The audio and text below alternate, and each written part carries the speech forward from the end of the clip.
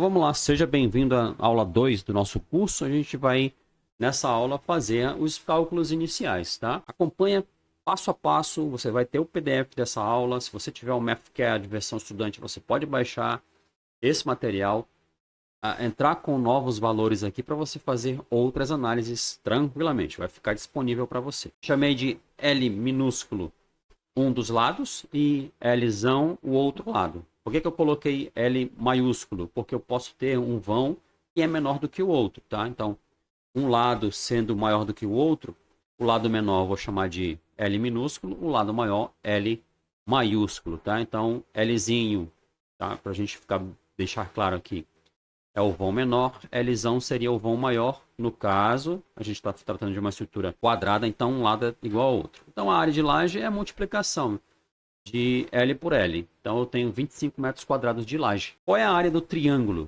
Se você pegar, eu posso fazer isso basicamente rapidinho no AutoCAD para você.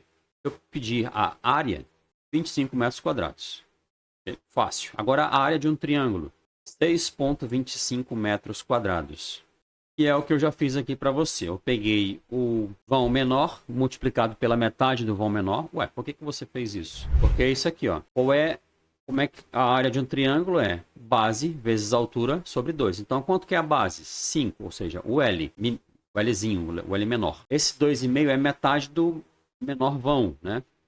Então, é L mais, como está na fórmula, o menor lado multiplicado pela metade do menor lado dividido por 2. Então, base vezes altura sobre 2. Eu vou ter aí os meus 6,25 metros quadrados de triângulo. Então, se eu somar ou se eu multiplicar esses 6,25 por 4, já que são 4 triângulos, vai ter que dar 25. E aí eu quero fazer só uma análise, eu fiz um if else aqui, eu disse que eu vou verificar se a figura é quadrada ou não. Claro que visualmente eu já identifiquei, mas para o software eu posso fazer algumas análises a partir do resultado que eu tiver, de ela ser retangular ou quadrada. Como a gente viu, se ela for quadrada, eu tenho 4 triângulos. Se ela for retangular, um lado maior do que o outro, eu vou ter 2 triângulos e 2 trapézios. Então, se um lado é igual ao outro, a figura é quadrada. Então, é o que o software me disse aqui. Se não fosse, por exemplo, vou colocar aqui o outro exemplo de laje que a gente vai ver. 7. Teria aí 35 metros quadrados. O triângulo continua tendo 6,25, mas a figura passa a ser retangular. E sendo retangular, a área do trapézio são 11,25 metros quadrados. Como é que eu sei isso? Venho aqui no AutoCAD. Essa minha laje tem 5 por 7, como a gente colocou no exemplo. Eu vou medir aqui, ó, a área. Peço área, o comando área no AutoCAD desse trapézio aqui, ó. Olha lá, 11,25. Então, só para confirmar dentro do AutoCAD eu posso fazer, como eu posso também fazer aqui uma rotina onde eu já faça esse cálculo, tá? Como é que eu achei essa área? Vão maior mais o vão menor, ou seja, base maior mais base menor, que é como eu calculo a área de um trapézio, multiplicado pela altura, dividido por 2. Então, vou deixar aqui os meus 5 metros mesmo. Então, um triângulo, ou seja, estou só confirmando aqui se todos os triângulos terão a mesma área e eles têm a mesma área. Aqui eu deixei para você só uma figura mostrando o caminho das cargas. Então, como a gente já disse na aula número 1, cada viga vai atrair um triângulo de cargas. Então, se eu souber a carga total sobre a laje, eu consigo dividir isso por 4 e jogar para cada viga do contorno da laje, quando ela é quadrada. Quando ela é retangular, tem uma outra situação. Eu vou ter os 2 trapézios no vão menor de 5 metros, mas no vão maior eu vou ter 2 trapézios. Então, são 2 triângulos no vão menor, 2 trapézios no vão maior. É fácil eu calcular. Sabendo a área e sabendo a carga que eu vou adicionar sobre essa laje, eu consigo saber já as ações que estão agindo na laje e logo, consequentemente, sobre as vigas. É claro, e a gente não está tratando aqui de uma estrutura, por exemplo, eu poderia ter alvenarias sobre essas vigas. Não coloquei alvenaria nenhuma para a gente não complicar. Então eu quero começar o cálculo. Como é que a gente faz a análise de uma estrutura? Analisando as cargas de cima para baixo. Tá? Vai colocando lá sobre a laje, carga sobre a laje. Essa laje vai descarregar sobre vigas, essas vigas vão lançar cargas sobre os pilares vão descarregar essas cargas nas fundações, as fundações vão aliviar isso, essas tensões sobre o solo. Mas eu posso ter N cargas agindo na minha estrutura. Por enquanto eu tenho duas, peso próprio e as pessoas que a gente vai colocar na estrutura. Pode haver outras? Pode. Alvenarias sobre as próprias vigas, tá? Vigas que chegam em vigas, que vai agir como uma carga pontual, mas isso a gente vai ser um assunto para o futuro, como eu venho deixando claro para vocês. Então vamos lá. Para eu saber, então, quanto de carga eu tenho que adicionar, ou seja, eu tenho que considerar, eu vou analisar agora o peso da estrutura. Cada material que você vai selecionar, ele vai ter um peso específico, tá? Então, se eu for tratar de uma estrutura metálica, o aço pesa 3 vezes mais do que o concreto praticamente. São 7.800 quilos. Um bloco pequeno de 1 metro quadrado. O que é isso que eu estou falando? É isso aqui. Imagina o seguinte.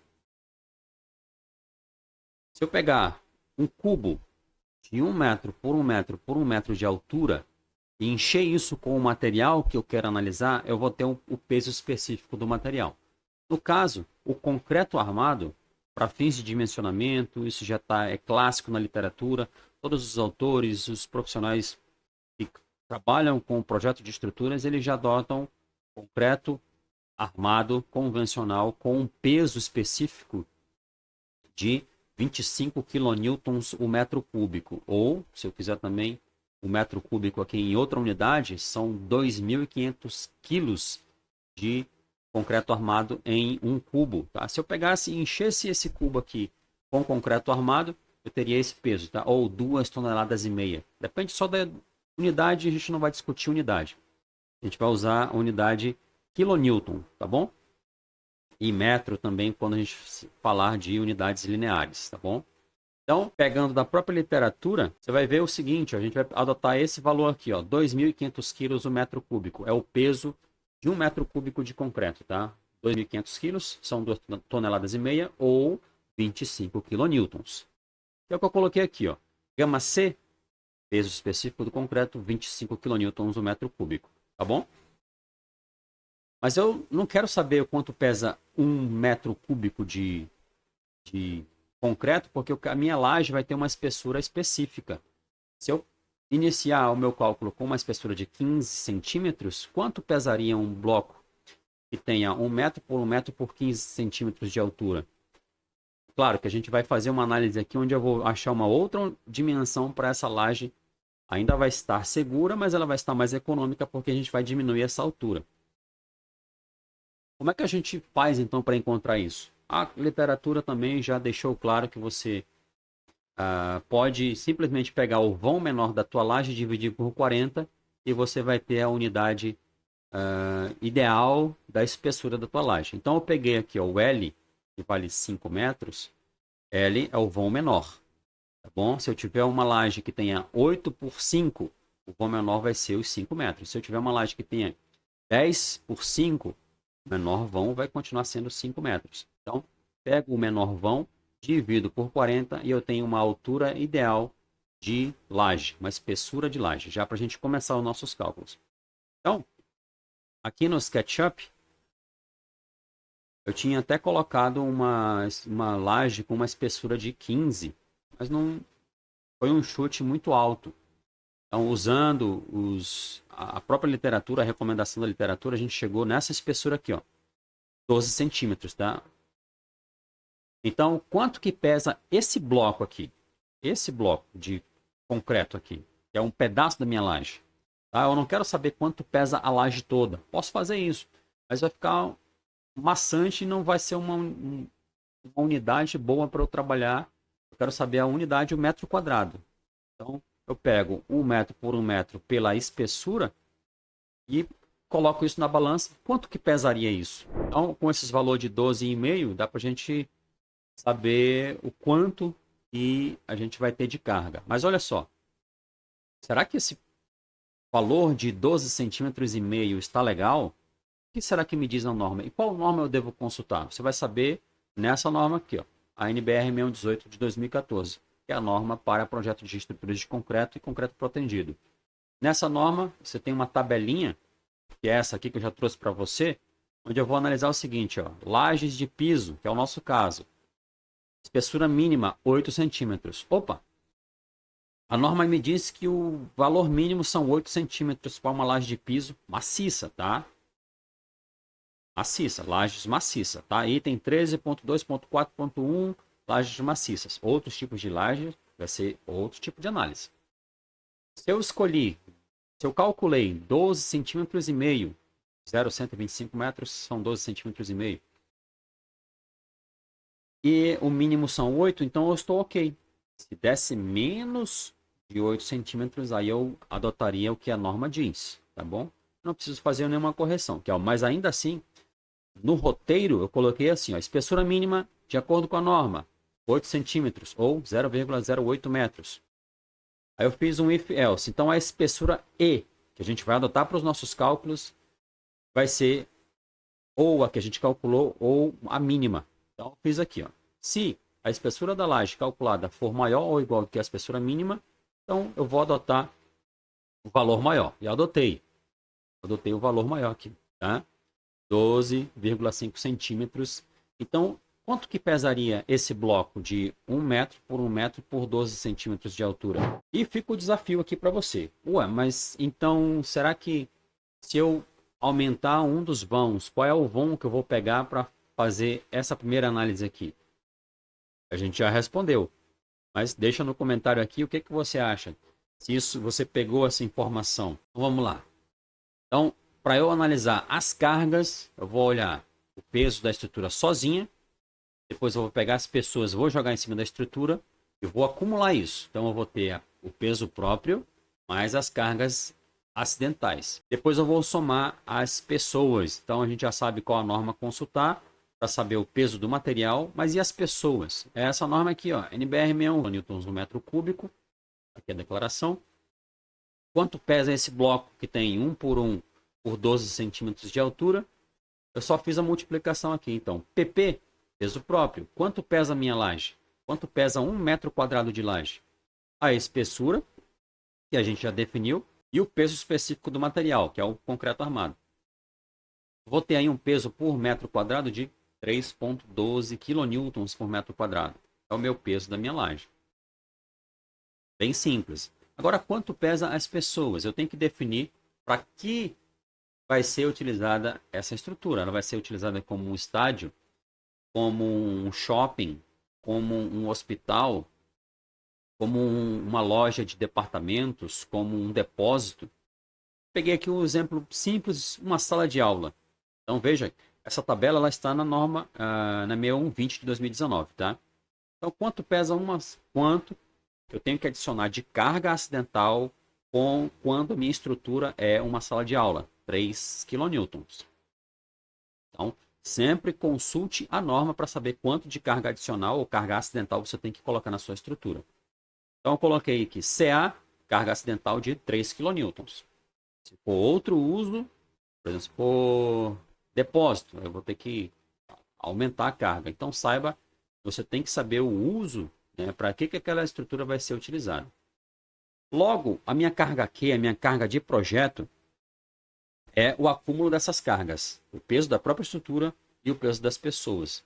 Então, deu 6,125 kN por metro quadrado. Acabo de definir a minha carga de projeto. Com essa carga aqui, eu vou conseguir fazer os meus outros dimensionamentos. Então, relembrando, qual é o caminho das cargas? Então, eu vou ter uma área aqui, um triangular, que vai chamar carga para essa viga. Assim como eu tenho uma área triangular aqui que vai chamar carga para essa viga. E como é que esses caras chegaram a essa ideia de caminho de cargas? Uma explicação bem simples, onde eles fizeram alguns estudos na Alemanha e perceberam o seguinte: construíram uma laje quadrada e começaram a colocar carga sobre essa laje. Carga, carga, carga, carga. Aconteceu de surgirem fissuras. E essas fissuras criaram exatamente esse desenho numa região fronteiriça, e quando eles viram que estava formando-se triângulos, né? Essas fissuras formaram desenhos triangulares, ou seja, tem uma região aqui onde é a divisão exatamente das cargas, onde esse triângulo vai para essa viga, esse triângulo de cargas vem para essa viga. Então, foi como eles chegaram a definir e fazer essa análise quanto ao caminho das cargas. Fizeram também para uma laje retangular e foi por isso que também chegaram aos trapézios de carga, porque viram que as fissuras desenhavam na laje exatamente trapézios ou triângulos, dependendo da dimensão, né, dessa laje. Sendo ela retangular, então ele surgia 2 triângulos e 2 trapézios. Se ela fosse quadrada, surgia 4 triângulos. As fissuras desenhavam 4 triângulos, né? Então fica bem simples essa explicação, esse conceito para você entender. Tá? Então vamos lá, vamos continuar aqui. Enumerei as vigas. Então, vamos lá, quanto que vai chegar então em cada viga? Já que ela é uma laje quadrada, cada viga vai receber a mesma quantidade de carga. Só preciso fazer o cálculo uma vez. Então a minha carga Q de V1, ou seja, a carga que está chegando na viga 1, é a área desse meu triângulo, esse triângulo aqui, multiplicado pela carga que eu estou jogando nessa laje. É o peso da própria laje mais as pessoas. Então tá aqui, ó, área do triângulo vezes a carga Q que a gente já calculou. Chega nessa viga V1 38,2 kN. Mas lembra que análise de vigas eu tenho cargas distribuídas? Então é só eu pegar essa carga que chegou nessa viga, distribuir pelo vão da viga, pelo tamanho da viga. Então foi o que eu fiz. A resultante, então, de cargas distribuídas R, chegando na V1, é a carga que chegou da laje distribuída pelo vão da viga, que tem L 5 metros. Isso aqui é L, tá? Então, QV1, a carga concentrada que chegou na V1, dividido pelo vão da V1, que são 5 metros. Então, eu tive aí 7,6 kN por metro. A partir daqui, eu consigo já fazer a análise de momento fletor e esforço cortante. Por hoje é isso, pessoal. Eu te agradeço muito a atenção. Espero ter sido bem claro para vocês. Se você ficou com alguma dúvida, deixe um comentário aqui embaixo. É um prazer te ajudar. Eu te desejo muito boa sorte, bons estudos e até a próxima aula.